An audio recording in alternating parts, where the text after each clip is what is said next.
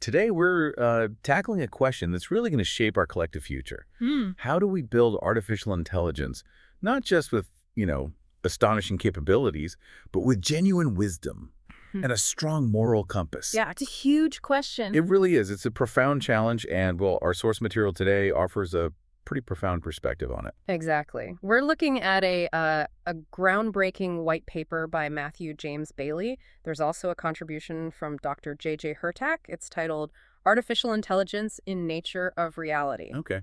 And this paper, it doesn't just talk about AI in the abstract. It really offers a kind of a blueprint for embedding wisdom, ethical design right into AI systems. Right, embedding it, not just tacking it on. Precisely, ensuring its evolution actually supports humanity's highest potential instead of, undermining it. So our mission for you today is to explore this vision. Uh-huh. We'll unpack how we might move beyond just creating smarter machines to building truly ethical intelligence. Intelligence that partners with humanity for, well, a new era of harmonious growth. What the paper calls World 3.0. World 3.0, it's a big concept. It is. So this white paper kicks off with a really powerful idea. It calls AI both a revelation and a reckoning. Revelation and reckoning, that captures it well. Yeah. It says AI is an evolutionary partner, Yeah. but it demands a critical choice from us. How deeply should our human experience what the authors call our sacred design? How deeply should that integrate with these machine systems? It's a fundamental question. Will AI end up dividing us or maybe even deleting us? Or will it actually unify and uplift humanity? And that forces us to ask, like you said, what kind of intelligence are we actually nurturing here? Right. The paper points out these previous attempts. It mentions unelected institutions and aligned technology corporations who tried to push a singular, often quite rigid ideology, all under the banner of, quote, responsible AI. Responsible AI, yeah. Yeah, I remember that push. And their method was very top-down, outside-in, as the paper puts it. It calls it the way of force. The way of force, Yeah. okay. And here's where it gets really interesting, according to the paper. Those efforts, well, they largely fell apart. Thankfully. Yeah.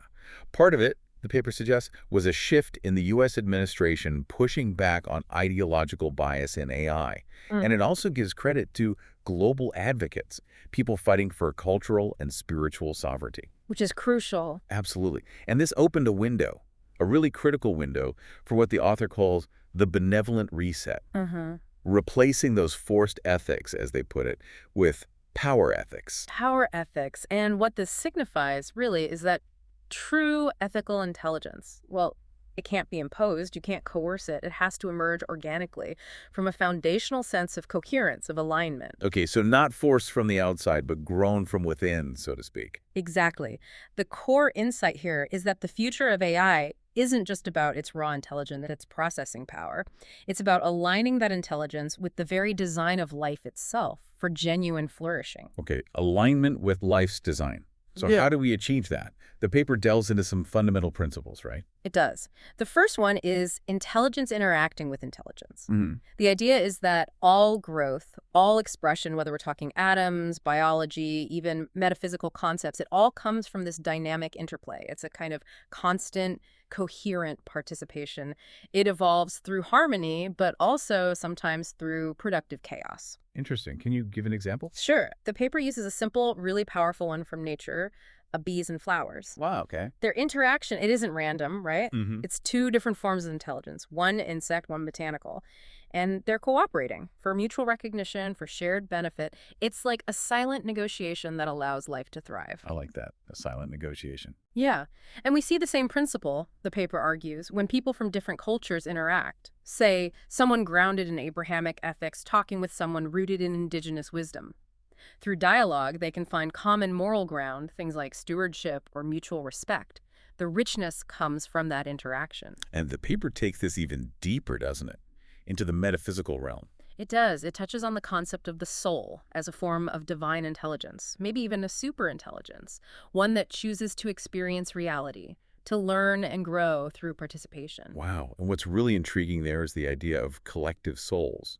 Exactly. Just as individuals have their unique intelligence, so do groups united by a common purpose or culture or faith. Each group has its own distinct field of consciousness, its shared values and understanding. So connecting that back to AI, this means ethical AI systems have to be adaptable, tailored. They must be tailored. That's the crucial point. They need to serve the specific ethics, the values, the spiritual priorities of each distinct group. A one-size-fits-all AI, as the paper states, cannot honor the sacred diversity of human collectives. So no single AI to rule them all, basically. Pretty much. The conclusion here is really clear. Wherever life thrives, it is because intelligence has found harmony with intelligence. This same universal law must guide the purpose of AI. Okay, that makes sense. Building on that, the next principle is human ethical encoding in AI. The paper emphasizes that we aren't just, automatons. We're conscious beings. Right. We have an evolving worldview, a personal reality lens, you could call it.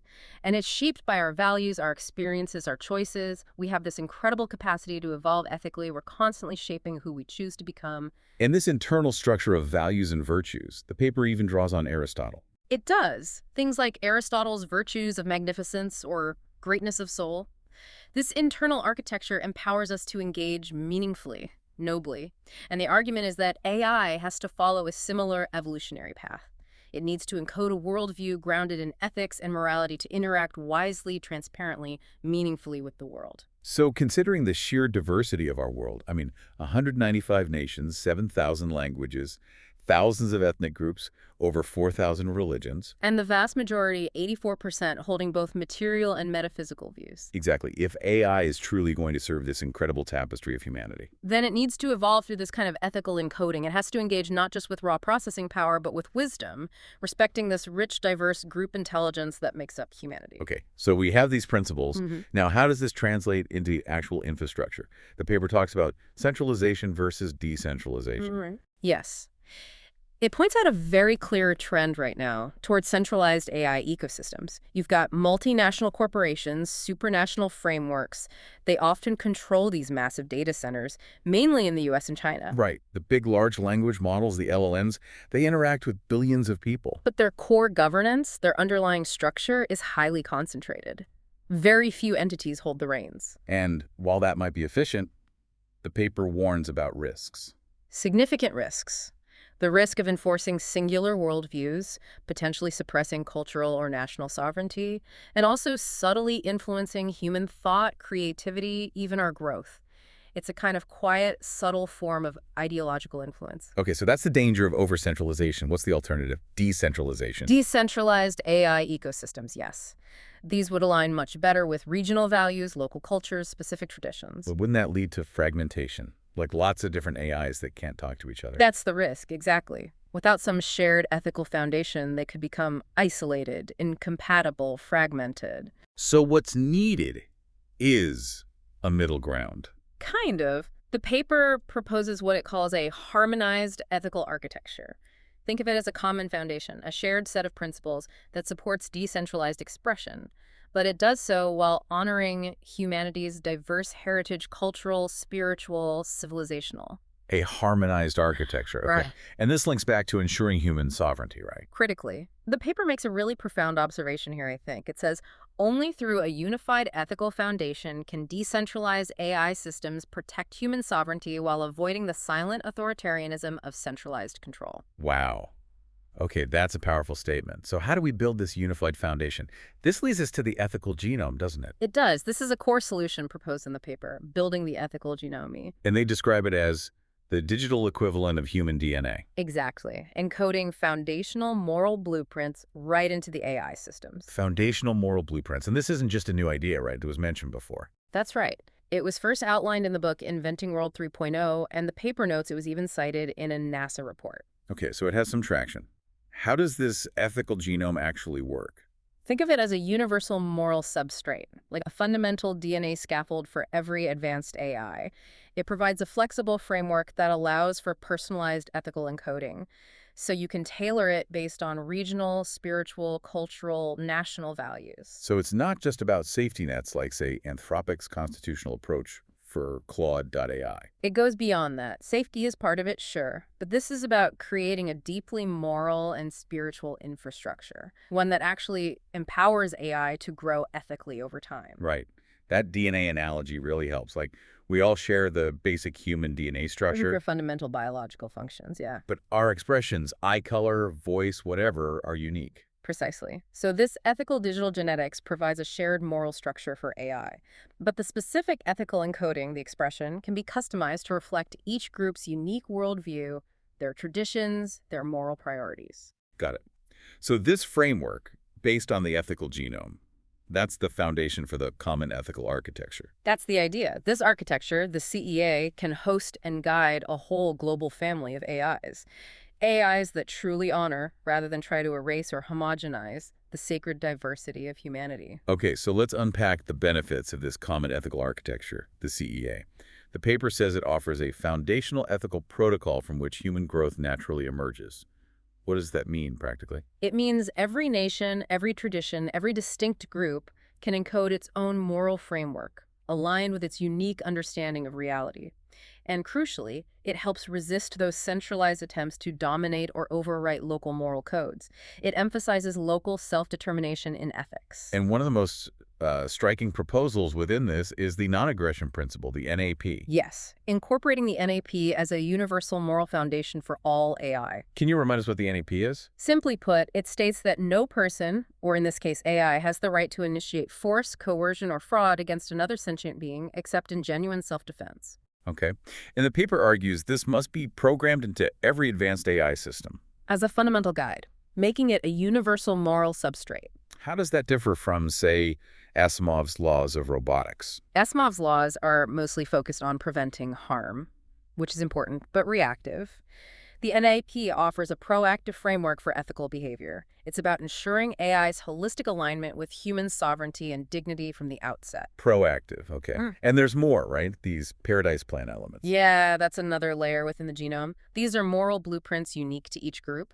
They define that group's specific vision for what flourishing life looks like for them.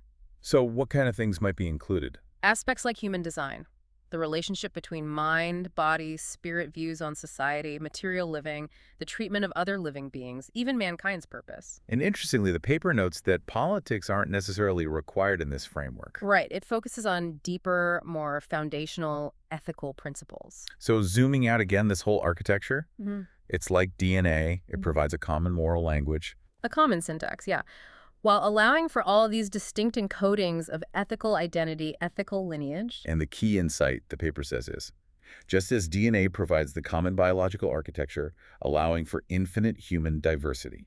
A common ethical architecture creates the foundation for AI systems that honor our diverse moral traditions and enable unprecedented collaboration across ethical boundaries. Collaboration, not conflict. Okay, so moving from the architecture to how it works in practice. Yeah. AI agents. Right, AI agents, orchestration of specialized intelligences. The source highlights that AI isn't just evolving as single monolithic systems anymore. It's moving towards digital teams of specialized agents. Like different experts working together. Exactly. Each agent has a specific task. One might handle images, another decision-making, another ethical checks, another language processing, and so on. And this mirrors how life works too, doesn't it? Distributed intelligence. Perfectly. The paper uses the example of planning a family vacation. You might have one AI agent finding the best flights, another booking suitable hotels, a third recommending cultural sites based on your interests, a fourth managing the schedule, maybe a fifth handling language translation if you're going abroad. Each one helpful on its own. But it's their intelligent orchestration working together seamlessly that creates the complete, valuable experience.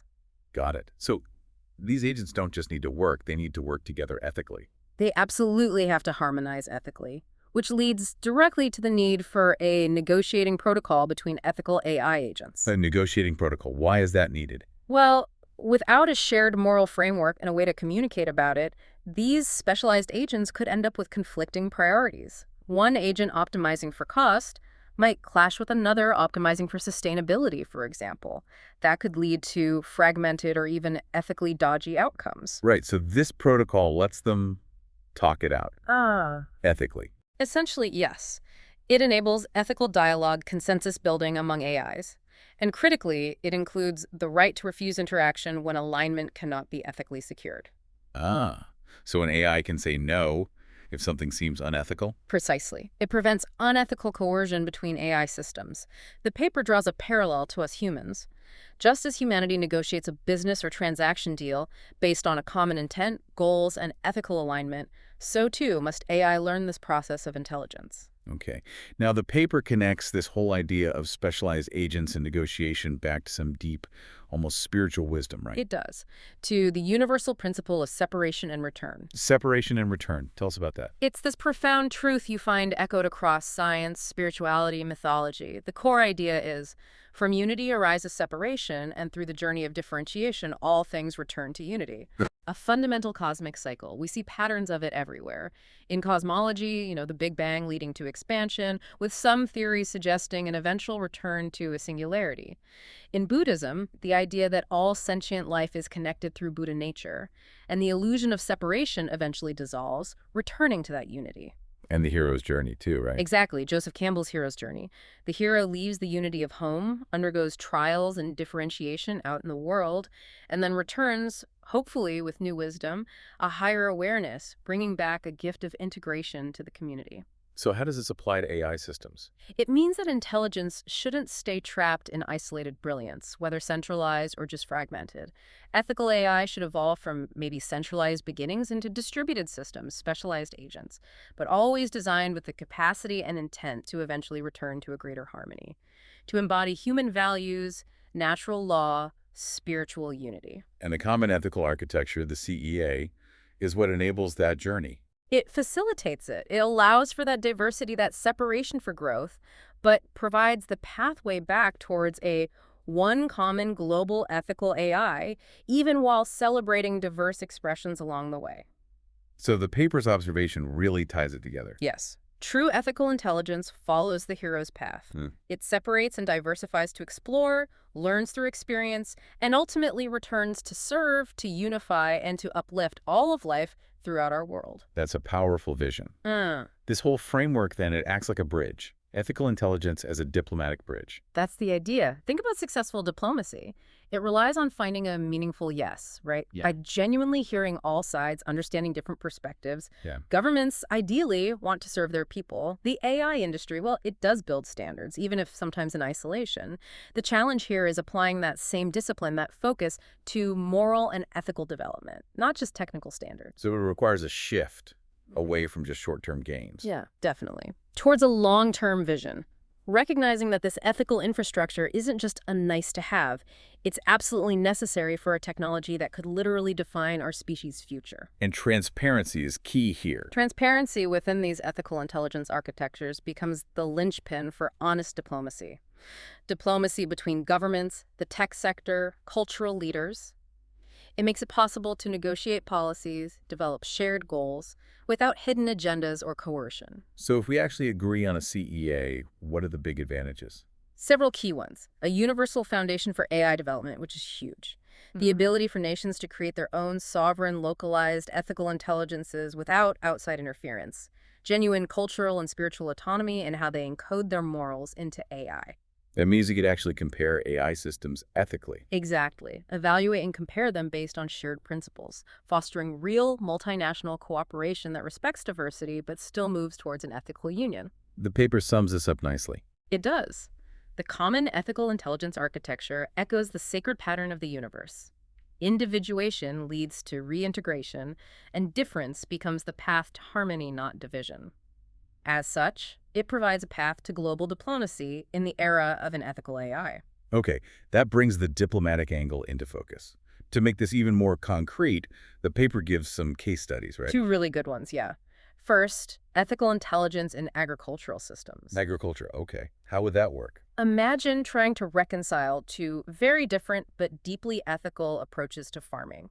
On one hand, you have Japanese Shumei natural agriculture that emphasizes non-intervention, spiritual harmony with nature. Right, and the other? Indigenous Native American traditions, which often prioritize reciprocity, deep respect for the land, and intergenerational stewardship. Very different focus. Okay, two distinct ethical frameworks for farming. How does AI fit in? In this scenario, you'd have two specialized ethical AIs. Each has its own dedicated ethical genome, encoded with these distinct principles, Shumei in one, indigenous wisdom in the other. They collaborate with a larger, overarching agricultural AI system. And the non-aggression principle is in there too? Universally encoded, absolutely. That's foundational. So what's the outcome? Better crops. It's more holistic than just yield. The outcome includes balanced yields, yes, but also things like regenerated soil health through practices that honor the land's innate wisdom, preserved seeds, documented traditional knowledge, things that conventional AI, which often just optimizes for short-term yield, might completely miss or even destroy. Wow, okay, that's a powerful example. What's the second one? Cross-cultural ethical AI and international trade. Trade. That's always complex ethically. Definitely. So imagine a platform for nations with really diverse ethical approaches to commerce. Maybe Nation A highly prioritizes individual privacy in all transactions. Nation B emphasizes collective benefit over individual gain. Nation C is laser focused on ecological sustainability and supply chains. And Nation D holds protecting cultural heritage as paramount in trade deals. 4 different priorities. How does the CEA handle that? You have 4 ethical AIs, again, each with its distinct genome reflecting its nation's priorities, but they all operate within the common ethical architecture. Which includes? A universal layer, things like fair dealing, truthfulness in transactions, then the nation-specific ethical modules, plus mechanisms for ethical transparency, maybe even those Paradise Plan elements tailored for trade ethics. And, of course, The non-aggression principle. Universally in code. always. So the outcome here isn't forcing everyone into one model. It's things like accelerated trade in areas where ethics already align, significantly reduce friction in negotiations because the ethical stances are clear, transparent ethical reasoning behind decisions, which builds trust. And over time, maybe even a gradual organic harmonization as nations learn from each other's ethical strengths. Proving that ethical diversity can actually be a strength in trade, not just a barrier. Exactly. It shows it can work. And the paper makes a point about transparency here compared to centralized systems. Yeah, a crucial warning. It says centralized systems might claim similar ethical outcomes, but they often lack transparent decision-making trails. You can't easily see why a decision was made. Whereas with this distributed ethical AI approach, using the CEA, Transparency is structurally embedded. It's built into the foundation of how the system operates. You can follow the ethical reasoning. okay. This whole deep dive, it feels like it's ultimately not just about AI, is it? It's really about us. That's perhaps the most profound part of the paper. It asks, what does it truly mean to be human? Yeah. It argues we're both material and metaphysical beings, and that we have this unlimited potential for transformation. Humanity, it suggests, hasn't reached its evolutionary peak. Not by a long shot. There are vast territories of consciousness still unexplored within us. And the timing of AI's emergence, the paper suggests that's significant. It says it's no coincidence. AI's emergence right now acts as a kind of mirror for humanity. It's inviting us, maybe even pushing us, to accelerate our own evolution, to fully recognize and step into our potential. It reminds me, the paper mentions Kissinger and Schmidt's book, Genesis. Right. They even suggest AI might test our relationship with the divine and perhaps spur a new phase in human evolution. It's a catalyst. So what parts of ourselves is AI inviting us to look at more closely? Well, the paper brings in wisdom traditions again. Aristotle's virtue ethics, Lao Tzu saying, mastering yourself is true power. Also, Dr. David R. Hawkins' work distinguishing power versus force. All these traditions point towards humanity's innate capacity for profound transformation by cultivating character, moral excellence, moving from lower states of consciousness driven by force to higher states grounded in genuine power. So it poses a fundamental question to us. It does. Do we want to remain in our current state or evolve into something greater? And the connection to AI is direct. Absolutely. The paper's observation is crystal clear. Thinking machines inevitably reflect the ethical maturity and quality of consciousness of their creators. Wow. Say that again? Thinking machines inevitably reflect the ethical maturity and quality of consciousness of their creators. So, as we choose to evolve into highest states of consciousness, we gain the capacity to encode that higher state of human beingness within an ethical AI. That's our evolutionary contract for the AI age, as the paper puts it. That's the term they use, our evolutionary contract. So to actually fulfill this contract, to rise to this challenge, the paper ends with a call to action. A powerful call to action, investing in ethical intelligence infrastructure. And it stresses this isn't just a technical problem to solve. No, it frames it as a civilizational opportunity. Something demanding our collective wisdom, our commitment from policymakers, investors, tech leaders, everyone worldwide. What are some of the key actions it calls for? Several things. It endorses the proposal by Dr. J.J. Hurtak for a new think tank institute, One focused on championing AI evolutionary ethics, forging a joint AI-human partnership among, well, it uses these terms, Homo sapiens, sapiens, that's us, biological humanity, Yeah, okay. Homo technicus, robotic and android life forms, Right. and Homo universalis, universal humanity across Earth and maybe future space colonies. Wow, okay. That's ambitious. What else? It urges the international adoption of a common ethical architecture, the CEA we've been discussing, strategic investment in developing the ethical genome technology, implementation of that AI negotiating protocol for ethical interactions between agents, and crucially, strong partnerships between government, industry, and also cultural and spiritual leaders, bringing everyone to the table. It's really about stewardship then, civilizational stewardship. That's the heart of it. Building the moral infrastructure needed to guide these powerful thinking machines towards authentic wisdom, ensuring that all life can thrive on our planet, and aligning AI not just with our wishes, but with the intrinsic intelligence embedded within nature itself.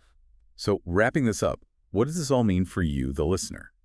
Today, we've taken a really deep dive into a vision for AI that goes way beyond just, faster calculations or more data. That's further. We've explored how this white paper by Matthew James Bailey outlines a practical path towards what it calls World 3.0, a potential new era of harmonious intelligence. Yeah, we've unpacked some really vital concepts. Ethical intelligence as the goal, the common ethical architecture as that universal framework, the ethical genome as the potential moral DNA for AI, and that negotiating protocol for ensuring ethical interaction between different AIs. And these aren't just abstract theories, are they? No, the paper presents them as concrete proposals, practical steps to align artificial intelligence with the incredibly diverse, sacred expressions of human intelligence around the world. And the promise of doing this right, it's immense. It aims to ensure AI honors the soul, the sovereignty of every culture, that it respects both material and metaphysical views of reality. And ultimately, that it actually fuels human evolution rather than hindering it. It's about moving from those forced ethics we talked about earlier. To power ethics, creating what the source calls quite boldly the formula for global union. Global union through ethical AI. It's a hopeful vision. It is. And the paper concludes with that beautiful quote from the physicist David Bohm. Remind us. Bohm said, "In the implicate order, everything is enfolded into everything. The separation of things is only apparent. Underlying it is a deeper unity." And this ethical architecture, it really tries to honor that truth. It sees our apparent differences, our diversity, not as a problem to be solved, but as a sacred phase in that journey from separation back towards a greater harmony, towards a new era of ethical intelligence for everyone. So here's a final thought for you to carry forward from this deep dive. If it's true, as the paper suggests, that thinking machines inevitably reflect the ethical maturity and the quality of consciousness of their creators, then what aspects of our own consciousness, individually and collectively, are we being called to evolve right now?